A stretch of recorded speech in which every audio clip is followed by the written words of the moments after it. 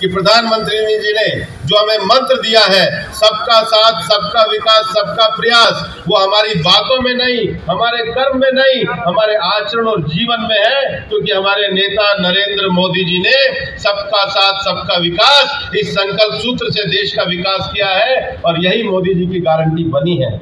इसलिए मैं ज्यादा ना कहते हुए आज इतनी बड़ी संख्या में जो आपने यहाँ पर पधार के मुझे जो आशीर्वाद दिया, अलवर शहर के लोगों ने जिस प्रकार से अपनी आत्मीयता दिखाई है, 40 साल पुराना मेरा अलवर का जो भावनात्मक संबंध है, जो पारिवारिक संबंध है, जो राजनीतिक संबंध है, जो सामाजिक संबंध है, वो आज मेरे लिए एक बहुत बड़े एहसास के रूप में मेरे सामने है। मुझे आज बाबा बद्रीनाथ से, अलवर के संतों तपस्वियों से केवल यही कामना करता हूँ कि मैं अपने जीवन के अंतिम प्राण तक अलवर के हर आदमी की सेवा करता रहूं। यही मेरे जीवन का उद्देश्य है। बहुत बहुत धन्यवाद। जय हिंद, जय भारत। भारत माता की, भारत माता की। सम्माननीय भजन लाल जी, सम्माननीय मुख्यमंत्री जी, ये जो सामने माताएं, बहनें और भाई बंधु दिखाई दे रहे हैं, इससे 2 गुना लोग ट्रैफिक में फंसे हुए, आठों विधानसभा से सैकड़ों हजारों की संख्या में गाड़ियां अभी सड़क पर हैं, उनका मन का आशीर्वाद मिल रहा है। ये जो हमारे सामने मुख्यमंत्री के रूप में भजन लाल जी बैठे हैं, इनके व्यक्तित्व का निर्माण हमारे राजस्थान के भीष्म पितामह सम्माननीय भैरव सिंह जी शेखावत ने, सम्माननीय भावड़ा जी ने, सम्माननीय ललित जी ने, सम्माननीय भंवर जी ने, सम्माननीय श्रीमंत वसुंधरा राजे जी ने, सम्माननीय अशोक परनामी जी ने, सम्माननीय घनश्याम तिवारी जी ने, सम्माननीय रघुवीर सिंह कौशल जी ने जिस मूर्ति का निर्माण किया है, वो भजन लाल शर्मा आज हमारे मुख्यमंत्री के रूप में हम सब के सामने वंदित है, पूजित है, अभिनंदित है। मैं आपके बीच में, ये आपका परिवार है, ये हमारे हैं, हम इनके हैं। और मैं याद दिलाऊं मंच पर बैठे हुए महानुभावों को, आजादी से पहले, आजादी के बाद ये मत्स्य स्टेट थी और इस मत्स्य स्टेट में अलवर, भरतपुर, धौलपुर शामिल था। ये हमारे अपने भजन लाल जी आज हमारे राजस्थान के सिरमौर हैं। मैं उनको बड़े आदर सम्मान के साथ हम सब के संबोधन के लिए आमंत्रित करता हूं। पधारिए भजन लाल जी, अपनों से अपनी बात कीजिए।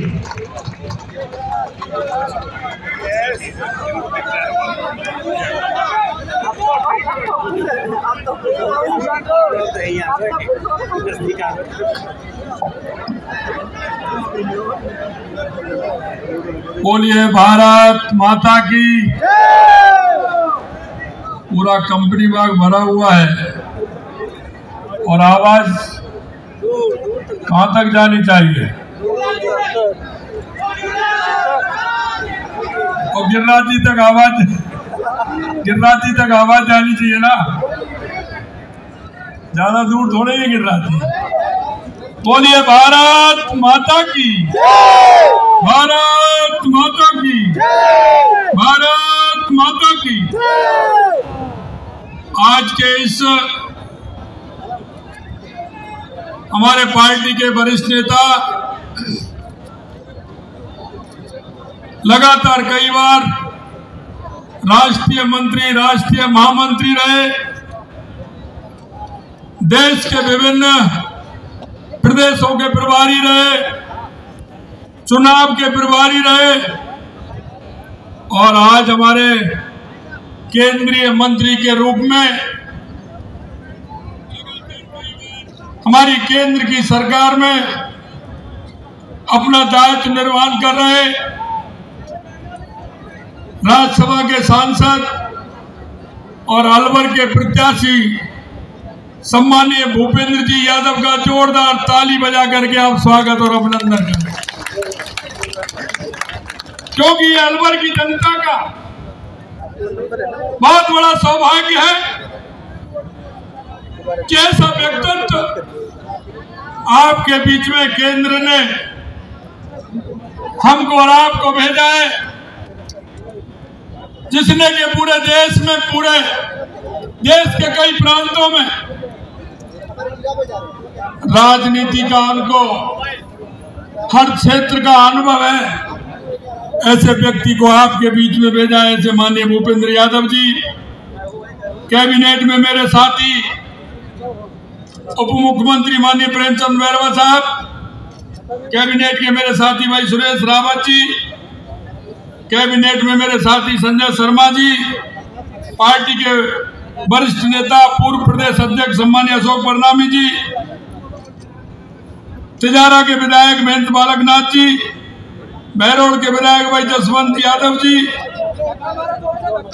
हरियाणा में राज्य मंत्री भाई संजय सिंह जी, जिला प्रमुख बलबीर छिल्लर जी, पूर्व मंत्री हेम सिंह भड़ाना जी, पूर्व विधायक तिजारा मोमन सिंह जी, पूर्व विधायक अलवर बनवारी लाल सिंघल साहब, किशनगढ़ बास के पूर्व विधायक रामेद यादव जी, अलवर ग्रामीण के जयराम जाटव जी, रामगढ़ के ज्ञानदेव आहूजा जी, मुंडा वर्ग विधायक मंजीत चौधरी जी, हमारी लोकसभा के सह प्रभारी लक्ष्मीकांत भारद्वाज जी, लोकसभा के संयोजक संजय नरूका जी, जिला प्रभारी रोशन सैनी जी और पार्टी के हमारे जिला अध्यक्ष अशोक गुप्ता जी, उम्मेद भाया जी, घनश्याम जी गुर्जर साहब महापौर, मन्नाराम जी मीणा प्रत्याशी राजगढ़, जय आहूजा जी प्रत्याशी रामगढ़ और मंच पर विराजमान सभी पार्टी के वरिष्ठ नेतागण, अलवर के गांव-गांव ढाणी ढाणी से आए मेरे पूजा योग बुजुर्गों, नौजवान दोस्तों, माता बहनों, सबसे पहले तो मैं आपके चरणों में नमन करता हूं, वंदन करता हूं, आपका अभिनंदन करता हूं, क्योंकि आपने राजस्थान के अंदर एक बहुत बड़े बहुमत के साथ सरकार बनाने का काम किया है। इसलिए मैं आप सभी का स्वागत और अभिनंदन करता हूं और आपको इसके साथ साथ धन्यवाद भी देता हूं।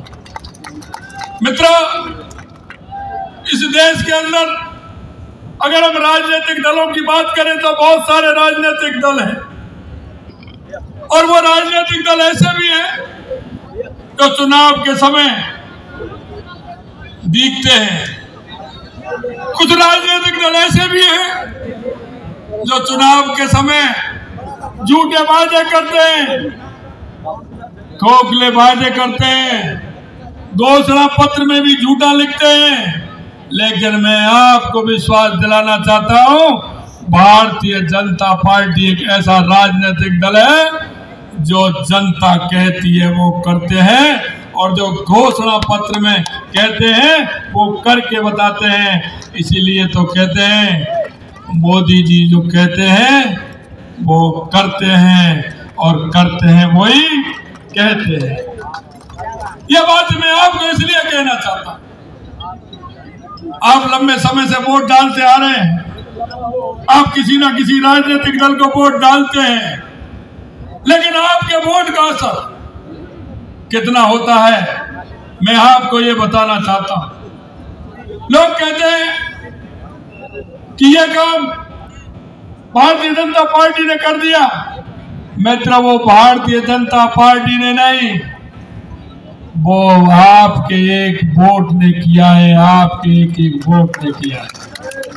इस देश के यशस्वी प्रधानमंत्री नरेंद्र मोदी जी को अगर ताकत देने का काम किया है तो आप जैसे एक वोट की ताकत है, तो देश के यशस्वी प्रधानमंत्री नरेंद्र मोदी जी ने 500 साल का कलंक मिटाने का काम आपकी वोट की ताकत से किया है। अगर 70 साल का वो दंश तो देश के बंटवारे की याद दिलाता था और उसको कहते थे कि धारा 370 हटाओगे तो खून की नदियां बह जाएंगे। मित्रों, मैं कहना चाहता हूं आपकी उस वोट की ताकत ने धारा 370 हटाने का काम किया और एक बूंद खून के उस जमीन पर निगरी। ये आपके वोट का कमाल है, ये आपके वोट का कमाल है। मित्रों, मैं कहना चाहता हूं अगर गरीब कल्याण की योजनाओं के बारे में आपको सोचना है तो आप वो भी ध्यान कर लीजिए। इस कांग्रेस सरकार ने नेहरू जी से लेकर के, इंदिरा जी से लेकर के, राजीव जी से लेकर के, बीच में और आ गए 2-3 लोग, मनमोहन सिंह जी से लेकर के, और आज सोनिया जी से लेकर के राहुल गांधी जी भी आप यात्रा निकाल रहे हैं। कभी न्याय यात्रा निकालते हैं। अरे न्याय यात्रा निकालनी थी तो राजस्थान के अंदर जब कांग्रेस की सरकार थी, जब आपको निकालनी थी राहुल जी, जब महिलाओं के साथ अत्याचार हो रहा था और राजस्थान देश के अंदर पहले पायदान पे था, आपको न्याय यात्रा निकालनी थी तो उस टाइम निकालनी थी जब राजस्थान के अंदर महिलाओं के साथ अत्याचार हो रहा था। आपको न्याय यात्रा निकालनी थी जब दलितों के साथ अत्याचार हो रहा था, देश के अंदर पहले नंबर पर था राजस्थान। आपने न्याय यात्रा नहीं निकाली। आपको न्याय यात्रा निकालनी थी तो आपने जब कांग्रेस 5 साल पहले शासन में आई थी, आपने जो वायदे किए थे, आप भी राजस्थान में कह करके गए थे, जब कांग्रेस ने वो वायदे पूरे नहीं किए तो आपको न्याय यात्रा इस राजस्थान के अंदर निकालनी थी। कभी निकालते हैं भारत जोड़ो यात्रा। अरे भारत जोड़ो यात्रा क्या निकालेगी कांग्रेस और क्या निकालेंगे राहुल गांधी? मैं राहुल गांधी जी से कहना चाहता हूं, अपने जरा पूर्वजों को याद कर लें और उनको देख लें। अगर इस देश को ज्यादातर तोड़ने का काम किया तो आपके परिवार ने किया। इस देश का विभाजन तो करने का काम किया तो आपके परिवार ने किया। गहलोत साहब कहते हैं, गहलोत साहब आपको सिर्फ अपने बेटे की चिंता है, सोनिया जी को राहुल की चिंता है, इस देश के और प्रदेश के बेटों की चिंता आपको नहीं है। अगर इस प्रदेश के बेटों की चिंता होती, उस समय जब नकल हो रही थी, नकल 19 पेपर में से 17 पेपर नकल के किए थे, अगर चिंता आपको राजस्थान के बेटों की होती तो आज हमारी एसओजी काम कर रही है, वो आपके समय में भी काम करती थी। आज जिस तरह की स्थिति आपने इस प्रदेश की बनाई है वो आप देख सकते हैं। लेकिन इस कांग्रेस को अगर चिंता है और कांग्रेस के नुमाइंदों को चिंता है तो सिर्फ अपने बेटे की चिंता है। उधर सोनिया गांधी जी को बेटे की चिंता है और इधर अशोक गहलोत जी को बेटे की चिंता है।